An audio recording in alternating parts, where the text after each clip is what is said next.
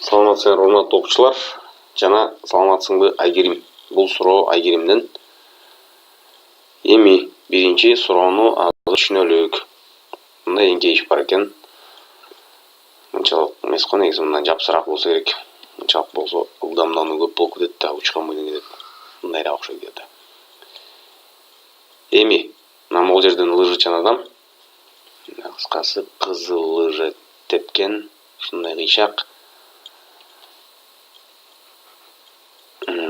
Бала туруп алып теп бардат да.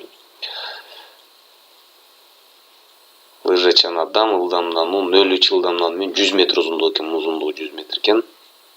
X барабар 100, убакыт барабар 20 секунда, ылдамдануу болсо 0,3 метр секунда квадрат экен.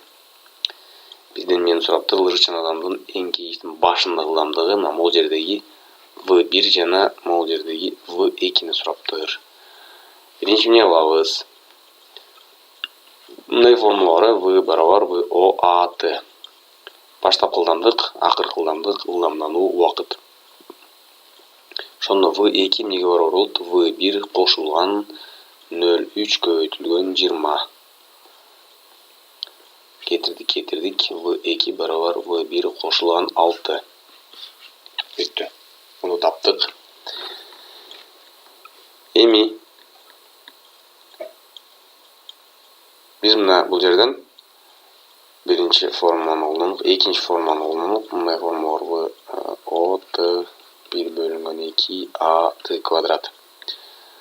Жол, баштапкы ылдамдык, убакыт, ылдамдануу, убакыт. Бардыгын билебиз. 100 койдук бул жерге. Баштапкы ылдамдык V1 дедик. 20 кошулган 1/2 0,3 20-нын квадраты.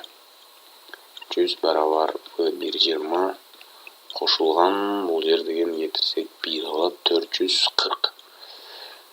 Бияка ыргыттык, 60 барабар V1 20, V1 барабар кетти 3 экен. 3 метр секунда экен. Баштапкы ылдамдык 3 метр секунда экен, акыркы ылдамдык болсо кошулган 6 V2 барабар 9 метр секунда. Бүттү.